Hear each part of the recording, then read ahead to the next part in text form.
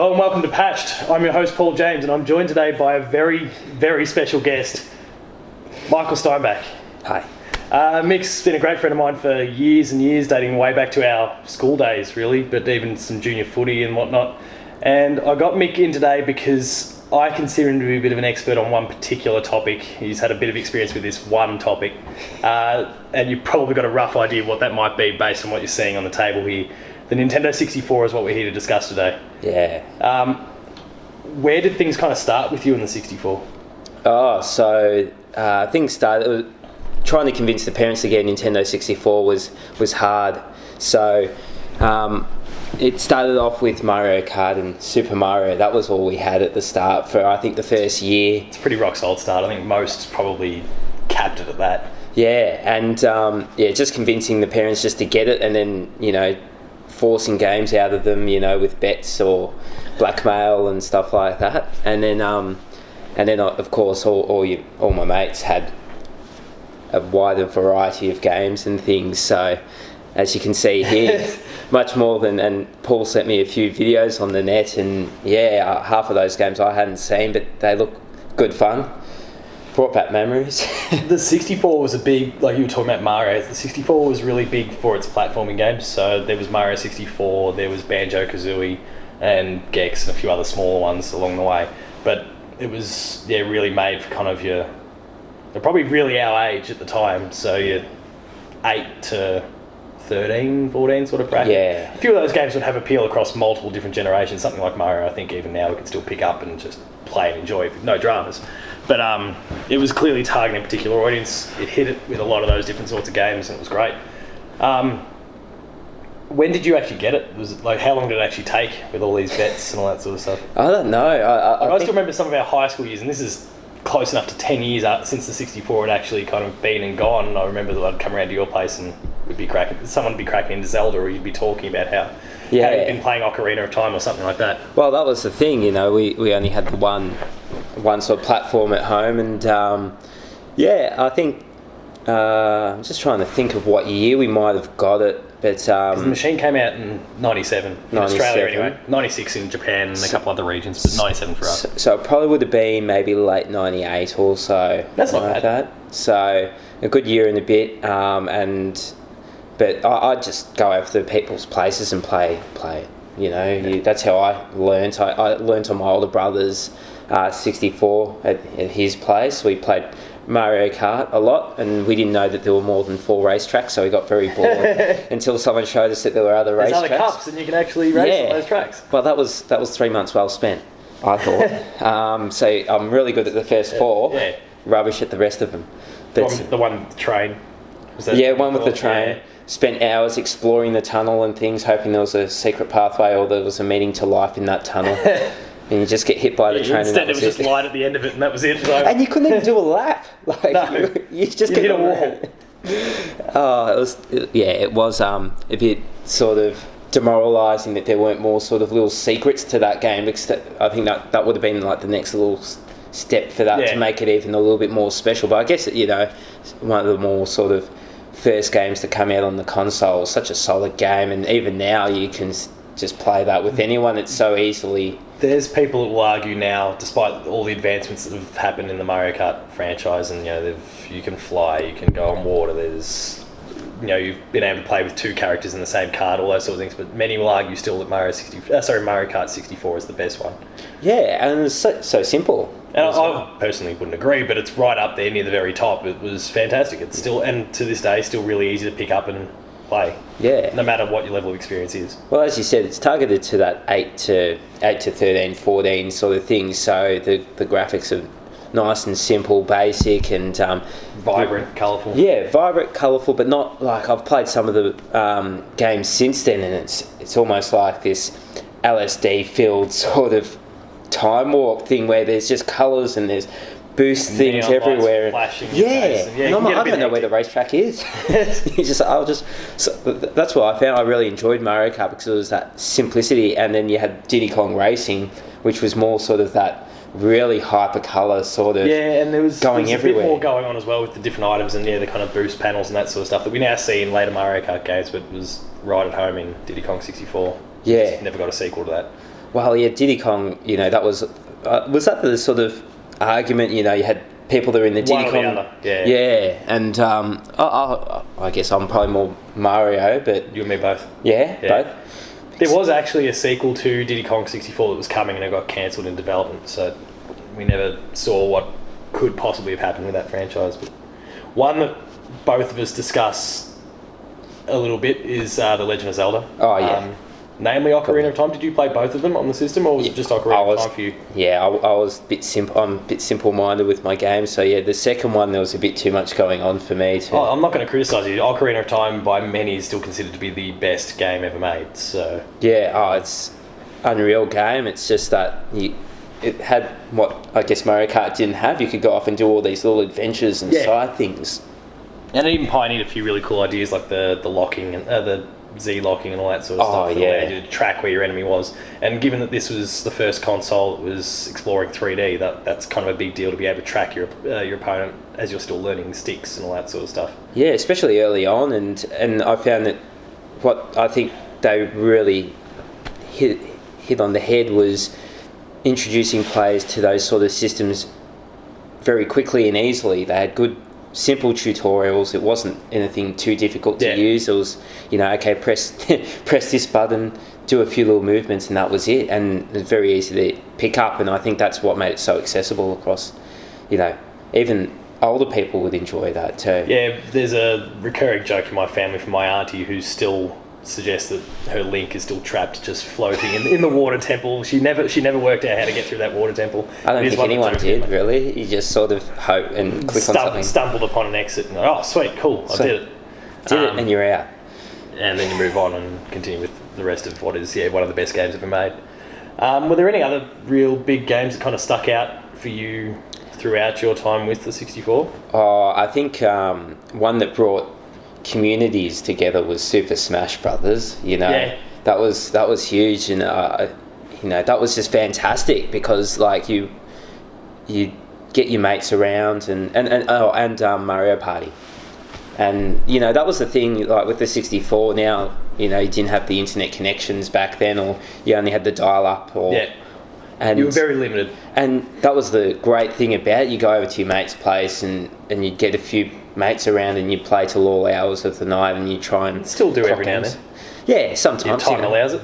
Yeah, you've life got to... allows it, I should Life say. allows it, and you have a small shred of dignity left if you're still playing the 64 like I might be occasionally.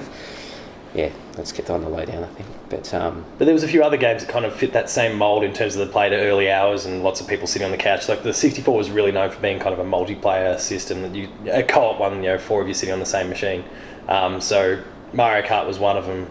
Smash was one of them. Goldeneye is one that was big for you. Goldeneye, massive, yeah. And even Perfect Dark as well. But Goldeneye was one that, for a lot of people, and it still gets discussed pretty readily as being an iconic game. Well, I think GoldenEye was the game for adults, really. One of the first game, really, that had that shoot 'em up sort of thing. And I remember, my friends' dads would be playing it. You'd come over there on the weekends, and they're like, "No, this is my time with the Nintendo," and they'd be playing GoldenEye and shooting up everything and all that. And it was again simple, easy, and I was rewatching some of the graphics from Perfect Dark as well, and it had. You sort of cringe at it now, but you had all the broken shards, and you had the enemies before they'd shoot you. They'd have to do a pose or something like that. It's good times. Yeah, it was great. You could get hit 15,000 times, and then you just shoot them once. Yeah, that's it. It's over. GoldenEye and Perfect Dark were actually interesting ones in that Rare, the studio who made it, had lots of ties with Nintendo. They'd done the Donkey Kong games. They did heaps and heaps of other stuff, and Nintendo was very careful about what they did and didn't want on their systems in terms of violence. So GoldenEye, being first person, actually looking down the barrel and shooting someone was a bit of a... Nintendo had offered suggestions that maybe you could do this, and maybe little rainbows come pouring out and that sort of stuff, rather than it was... Like Yoshi, a weird, touchy thing. Throw an egg at them. Yeah. So in the end, Rare stuck to their guns, and they, for want of a better phrase, and made the game the way they did, and I don't think GoldenEye would perhaps be regarded in the same air if they didn't go for that really, at the time, realistic sort of approach. Well, certainly, yeah. That first player shooter and the 3D aspect of it, and again, you could play with your mates, and everyone would fight over being which villain you wanted. You wanted Odd Job, or who was the Russian guy? No, we're not thinking Jaws, are we? No. No. Like the Russian guy, he was in like the dark blue. Yeah, he was always fast. He was on the cradle, or I don't know. It was just, for me, it was always just a fight to get the Moonraker and then go from there. Oh yeah, nuts. But it was one of those games, like the maps never changed. There was nothing kind of different about him. So it was just, if you spawned in the right spot, make a beeline for that gun. If you're on top, just wait for where they're going to spawn, so you just wait there and shoot them, which broke the game a little bit. But so you'd almost have to go with an honesty policy. And then, of course, with the split screen stuff, there's, let's not screen cheat and all that sort of stuff. Let's make sure that we're not looking on someone else's. But everyone screen cheats, let's face temptation, it. Yeah. There's actually a game, I'll have to show you at some point, there's a game called Screen Cheat where the whole premise is that you need to look at the other person's screen to work out where they are. Otherwise, you're all invisible. So you have to work out where they are based on their corner. Like really clever.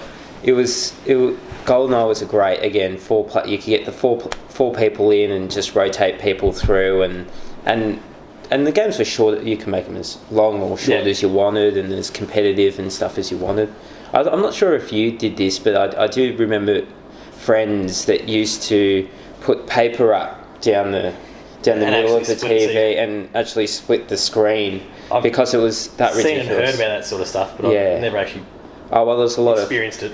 A lot of alleged family violence going on because the father and the son would be so angry, and they just hit each other. Jesus. All right, it was great, but that was the thing. Like it was accessible for adults too, and they sort of enjoyed it as much as they probably were like, go outside. Like at the moment, it's a beautiful sunny day outside, and you'd have instead we're here talking about video games. Exactly, and having a beer or something. That's how it was. Without the beer. He was sipping on cordial or whatever.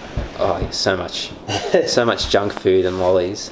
Now I'm going to take a little step back before we kind of talk about a few more of the different games and experiences we had. I'm going to kind of go through a little bit of history stuff, because the Nintendo 64 was a big turning point for Nintendo. Obviously, it was the first big 3D console, but in the lead up to the 64 and the PlayStation, that was kind of that next generation that was coming through. Nintendo had actually made a partnership with PlayStation that was going to see them use discs, what the PlayStation ultimately ended up doing. And Sony had been out one day and they'd announced, okay, we're partnering with Nintendo and this is how it's going to be. And then the very next day on a different stage, Nintendo got up and said, we're partnering with this person to do cartridges for our system. Sony got super pissed at this whole idea and went off and stuck with their plans in the end, created the PS1. Went up head-to-head with the 64, which was only cartridges, and in the end the sales numbers were massively different. The very first PlayStation sold like 102 million systems worldwide versus the Nintendo 64, which was about 32 million. Wow, that's huge. And this is off the back of the Super Nintendo, which had been by far and away the most successful console, had incredible third-party support, lots of diverse games, and then all of that just moved over to PlayStation with the next generation. Sony had a bit more money to throw around because of all their consumer electronic stuff that they were doing. But that was a big fork in the road. That's kind of, I sit there and I still wonder every now and then, like, what would things look like now had Nintendo stuck with that deal and perhaps gone into discs at that generation, and who knows where we'd be. PlayStation may not even be a thing if it weren't for that moment. Yeah, I remember, again, another argument, the PlayStation, Nintendo 64, which one is better? And I think the PlayStation 2 would have come out in the same time that the 64 was around. The 64 was kind of dying off at this point, but yeah. But definitely, I think what was great about the 64 was that you had the cartridge, there was the loading times and all that. They were better, memory card, not so much of a factor. Exactly, and I just thought, on the whole, the graphics were probably just a little bit, I'm not sure in terms of time frames, whether Sony would have had to rush things. The 64 games did tend to look a little bit better. They had a bit more grunt than the PlayStation. But the PlayStation had, just in terms of disc, yes, the load times were greater, but the amount of room that you had on the disc to do more was huge. Like, you had games that were spanning 3 or 4 discs and would go for hundreds and hundreds of hours long. Yeah. That you just couldn't do on the 64. No, you could pad it out by just chopping up the same hedges in Zelda or whatever, but it was actually just new content for hours and hours. So, but it was a big moment. I mean, for the most part, PlayStation was my system of choice during that generation, but they didn't get Zelda. They didn't get they don't have Mario, so I always still kept my 64 and loved it. Even for things like Pokemon Stadium, where I would just pop in my Pokemon Red and keep playing. And that was sort of like Nintendo's second wind, when you had the sort of the Pokemon sort of partnership as well that came through. You had these games that you could interchange with the Game Boy and things like that, and it just gave it that little wind at the end as well, I guess, before the popularity died out. And then you had like things like the Xbox and things coming in with the much, internet connections are starting to emerge and all those sorts of different technology. And also everyone's the controller bit, everyone's from Mario Party and all that, from winding it around and stuff. This one's actually, that's still in good shape. One I got here is in somewhat good. Like, it's a little bit loose. You tap it around, it floats around, but there's actually still some grip. Whereas there are other controls that it just hangs limply on one side, and it was useless to anyone. But there was a lot of this for Mario Party and that sort of stuff, and you'd end up massive blisters in the middle of your palms. I think Fudgy, for footy, he had to wear a bandage because he'd been playing so intense. Mario Party. Well, allegedly. Allegedly. Yeah, we won't go into that. But yeah, that was the thing with those controllers. Like, by the end, you couldn't buy the controllers. That was a strange design choice, really, that they'd work. Like, I don't think it was just considered that you could do that much damage to the controller or yourself. Yeah. Or maybe they just didn't count on people being so desperate to win that they'll just do anything to... Well, yeah. It was all technique, though, wasn't it? Yeah, if you do this, you're screwed. Like, no. The whole apartment just... We'll stop that. It's getting a little graphic. There was a lot of really interesting little peripherals for the system. So, Pokemon Stadium brought the little adapter that allowed you to plug your Game Boy games in and play it. The Nintendo 64 pioneered Rumble. There was the Rumble pack that you plugged in the back. That didn't work with every single game, but was a really cool addition that then featured in PlayStation controls, and now it's just a staple of Did it feature in PlayStation controls after the Rumble pack came? Yeah, there was kind of two different versions of the PlayStation control, and it didn't initially have Rumble, but it did after Nintendo brought this along. And even, there's stuff now that goes on in the industry with expandable memory. You've got... it's kind of what happens mostly in PC, but these days it's starting to happen with the PS4 and Xbox One, where there was expandable memory. So there was... in the 64, though, they've done it 20 years ago. There was the control pack that allowed you to save any larger files, just get saved onto this. There was the expansion pack that gave your console a little bit more grunt, which was required in some cases, which you could argue also caused a little divide within the community, those who did and those who didn't, and prevent some people playing certain games because they didn't have the expansion pack in it. But this is all stuff that's going 20 years ago, and only now is kind of becoming I wouldn't go as far as say common yet, but it's now being discussed that maybe we need to be able to take my hard drive out and put a bigger one in, or add a few more gig of RAM or whatever it is. Like, Nintendo thought of this 20 years ago. Yeah, well, they've always had great sort of forethought. Yeah, and just the fact it's such a great 3D platform to play your games. So, they also delved into, I guess, more the 2D, as you were saying, with the Paper Mario and stuff like that. Yeah, Paper Mario is really cool. Yeah. I've got in some rants in other podcasts about that, so I won't dive into it too long, but some of the clever design ideas that just the paper aesthetic created was awesome. Were there any other experiences that you any games that you really dived into back through those 64 days? Yeah, I'm just trying to have a look at the ones that we've got here. So you got a little pile here. I guess what have we got? So Super Mario, I guess that was the game that I started playing initially, and that was that was a game changer. It was just a great game, and again, a number of times I went over to friends' places and get them to show me how to do that bloody clock level and stuff like that. Going in at the right time, and again exploring in between levels and things. And I think that was also present in Donkey Kong. I didn't like Donkey Kong as much because I found that you were swapping in between levels and things all the time. I could never find where I was. Stupid number of collectibles.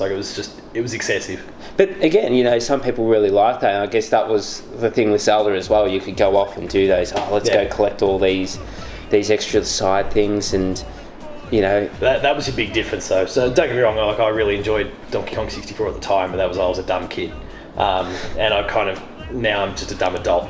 But I've come to realise in the years since that there was a difference between the two, where that in Zelda, like you had your collectibles there and there was heaps of them. Banjo-Kazooie, there was collectibles, but they were all, like you said, side things, whereas Donkey Kong, you needed X number of this. It became a part of your critical path, that you had to do this in order to progress. And it was frustrating. And there was so many different collectibles to get that it got really frustrating for people. So. But that was the great thing, I guess, the complexity of that game. Yeah. You know, it just showed, you know, there was so much thought and so many ideas that went into making that as good a game that they could make, and I think they did that with a lot of their games. They really made those initial games that first came out as good as they could make them at the time. They tried to be innovative and chuck in these little extra things that people weren't expecting you to do. So I just love the console for that.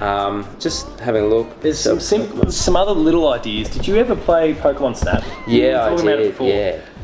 Now, like, there's still every now and then you'll see on the internet giant. Oh, hang on, there might be a sequel coming. I don't think it'll ever happen. Nintendo's seems to have given up on that. It was a really clever idea where you were just behind the lens of a camera. It was first person. You think, oh, well, you should be shooting things like Perfect Dark. Instead, you're shooting through things through the lens of a camera. Yeah. Like, it was really kind of clever. But with Pokemon Snap, like now, how many Pokemon are there? Like 700? 7, yeah, something stupid like that. Trying to photograph all that. We've got a new generation that's come out. Like it's getting out of hand. I don't know how they can make it work these days. But yeah, maybe that's what Pokemon Go is. Oh, well, I guess they brought that out. Yeah. But Pokemon Snap again, that was a very again came onto the scene a little bit later, and it was such a simple sort of premise. It's a simple game, there's not a lot to it, but really just hitched on the back of Pokemon's popularity at the time. There's still plenty of stuff out there that still does that, really. Yeah. Pokemon Stadium was a good one, where you could get all actually battle with your friends. Yeah, the battling was kind of cool. Like, you could do it via your Game Boy games if you wanted, but it was far cooler to transfer them all across to the console and then go head to head with your other with a friend who's put all their stuff up as well. Yeah. Or sibling or whatever it happened to be. And what was your sort of what were your sort of iconic games with? Oh, for me, it's absolutely Zelda. Absolutely. You couldn't go past. But at the same time, like a large portion of these games are ones that I trekked back over to my parents' place and grabbed them all out from the closet this morning. And I grabbed most of them for a reason, because they were all things that had meant quite a lot to me over the journey. But yeah, things like Banjo-Kazooie and like we spoke about, the Mario parties, Mario 64. One that I guess is a little story behind Conker's Bad Fur Day here, which was that was well promoted. It was well promoted, but it was wildly inappropriate. And me, I reckon I would have been 10 or 11 at the time. Mum had bought it, not realising too much at the time, but then must have, after the fact, looked and saw the M rating on there. Yeah, she's tucked it in her drawer. I went and grabbed this morning, and like I knew it was in that drawer, but I wasn't ever bold enough to go and pinch it and go and play it. But somewhere over the years, the cartridge disappeared, so I never actually got to play it. Yeah. The box, the book, everything's there. I never actually got to play it. There was a remastered version of it that came out on the Xbox after Rare was bought by Microsoft. But it wasn't quite the same. Like, it was the same game, but there was little changes and additions to it that, I don't know, maybe actually made it a slightly lesser product than the original. But like, you'd fight a giant turd. Why not? That sings. That sings. Yeah, that sings. So, and that's one that one of these days I'll find a way to do, even if I have to eBay the cartridge itself, just so that I can actually play it, so it can actually sit in my... Well, that's one thing I'd like to know, I guess, to ask you, is how readily available are you to sort of get... I know that Nintendo's brought out the initial console and the initial 30-odd games or 60. Oh, yeah, for the Nintendo Mini. Yeah, the Nintendo Mini. Caused havoc worldwide. Well, yeah, and that I will maybe stealing from you at some stage. Again, because, I guess I have to get permission from my parents to buy that too. But we are now in our late 20s, by the way. Don't tell me what to do, Mum. Yeah, Mum. if you're watching this. You can turn your computer on. But she'll find this. Yeah. That's it. There goes the inheritance. Yeah. There goes Tottenham. There goes Sunshine. Yeah, that's it's all gone. Yeah. Bye-bye. But in terms of getting these games and playing, I guess for other generations that do want to experience it, how easy is it to get sort of like a Nintendo 64 these days, or is it all sort of second hand? And it's all second hand. They've certainly been out of print for at least 15 years, I'd imagine. But there's still you'd have to go to eBay and those sorts of things. But there's plenty of collectors out there who've looked after them. Like these boxes, even for example, the cartridges themselves are at home, but the games themselves are in fantastic nick. I can feel a sneeze coming on. But we took a lot of time and effort to look after them. I'm sure there's plenty of others. The sneeze has disappeared apparently. There's plenty of others who did the same thing. So you can buy them out there on eBay or Amazon or whatever it is. I know you can buy just controllers. Not cheap.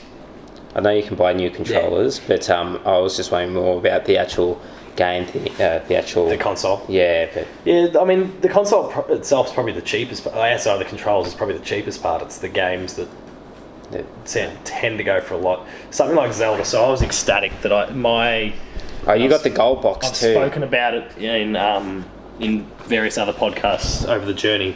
My grandma's was certainly a bit of a gamer as well. She's still with us, but she's dropped off interest these days. She had the 64, she had Ocarina of Time and all those sorts of things, and she moved house just last year, and she offloaded this. I mean, that's as good as mint condition as you can get. Yeah, and in the shiny packaging as well. Like that there would probably go for hundreds and hundreds of dollars on eBay.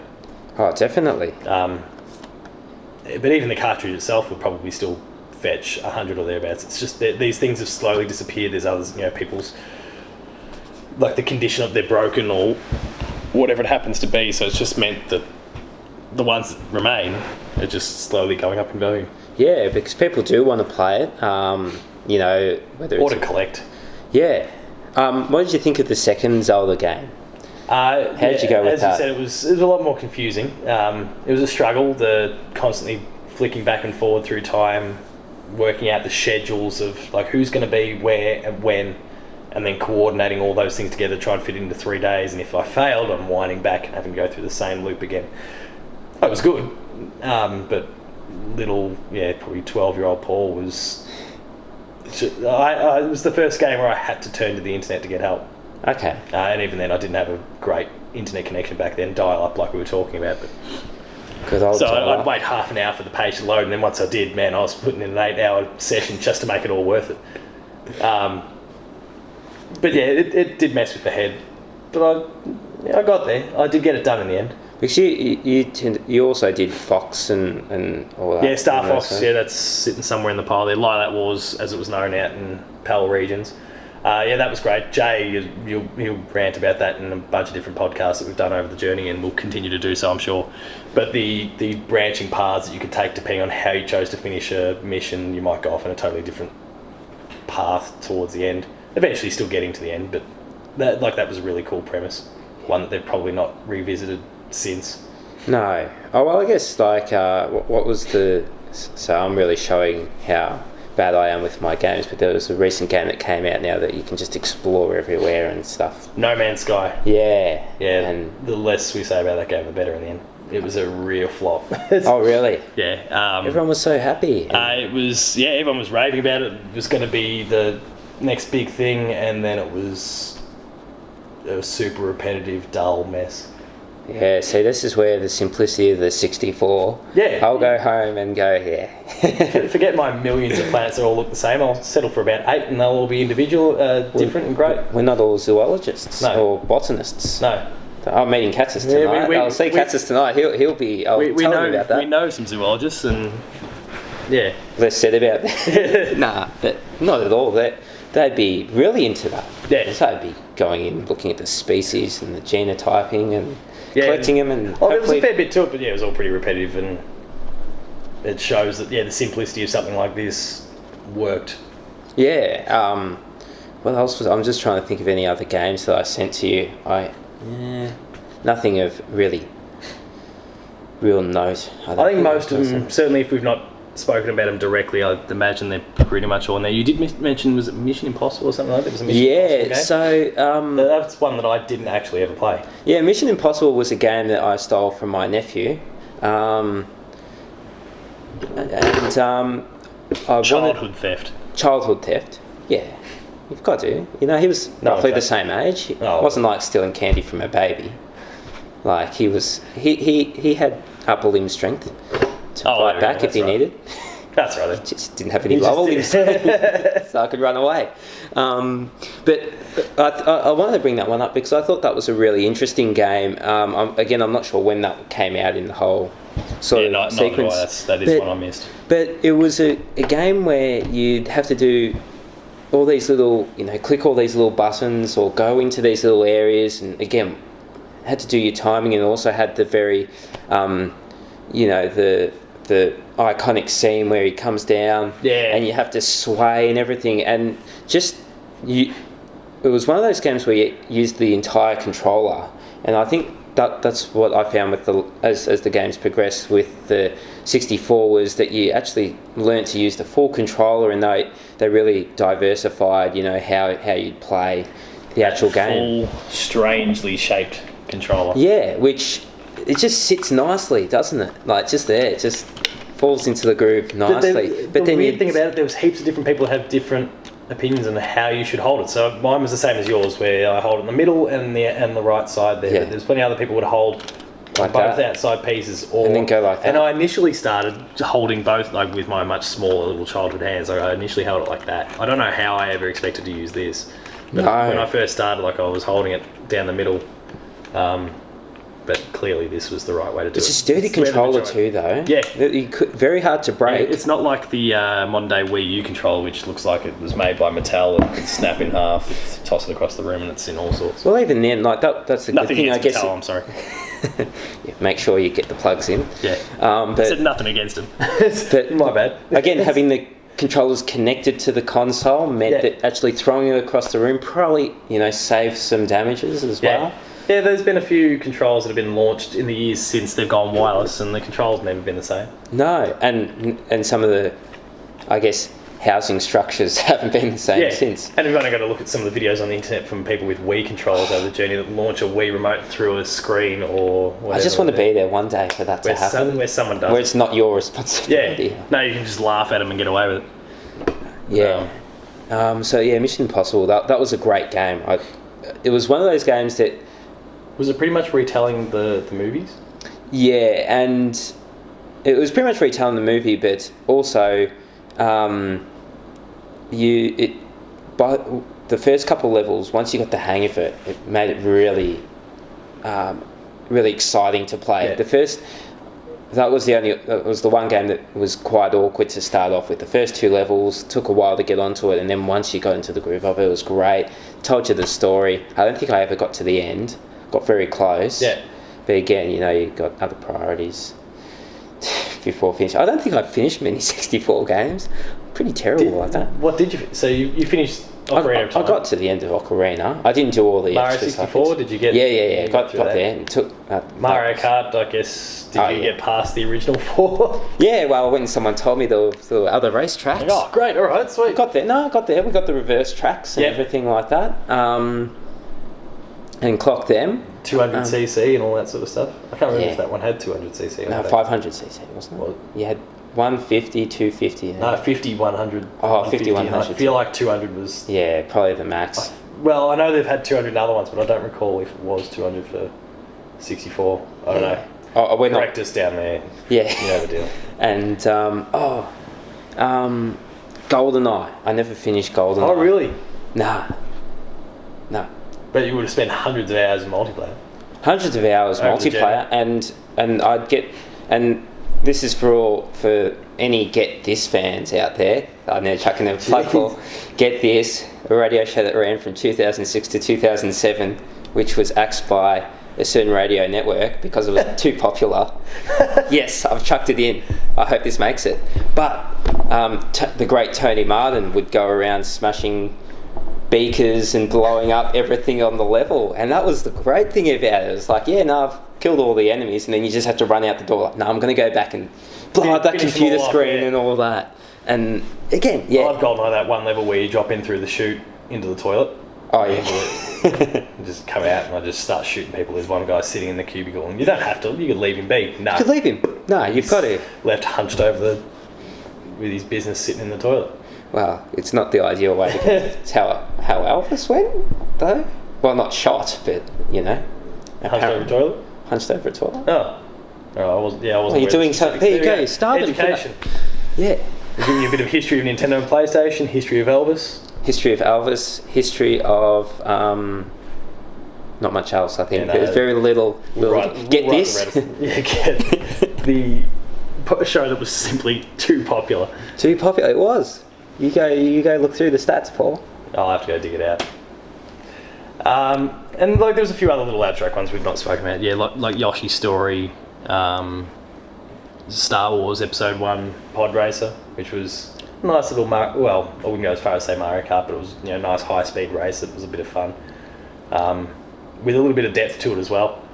But other than that, I think we've covered off on most things. Doom 64 was one that I spent a bit of time with, as well as Turok.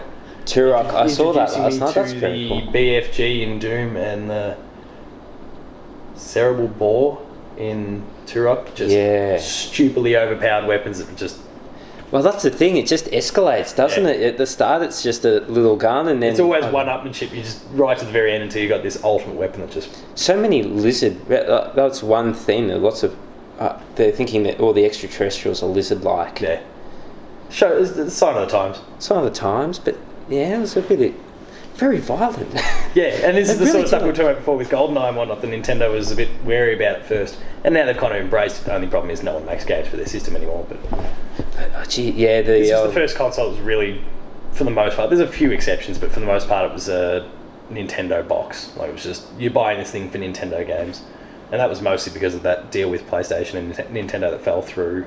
Like, it was a lot cheaper to make a game on a disc, put it out on a disc for a few cents, versus probably only a few dollars for a cartridge, but that all adds up over the millions and millions of games that you're hopefully shifting. And they did. Yeah.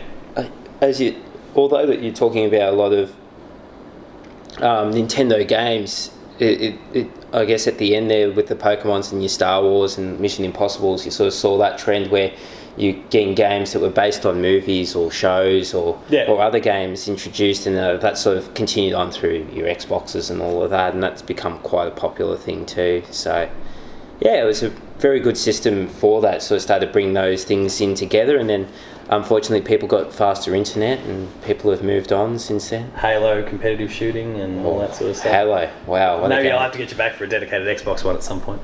Oh, I only played Halo. Yeah, that's fine. That's the only game. Special comments. Yeah. I'll come in for 2 minutes when we speak about Halo, and then I'll just leave. So beer in hand out the door. Well, I don't know any other Xbox games. Really, I don't. Yeah, this was well and truly Mick's area of expertise, so we made sure to get him in for that. Yeah, still very... had a pretty handy record on Super Smash. That was about it. But that's right. No, I think anyone is impressed when they see a good Smash player. Yeah, I don't think I ever played you though. You were a bit more... I think that you were probably the level above me.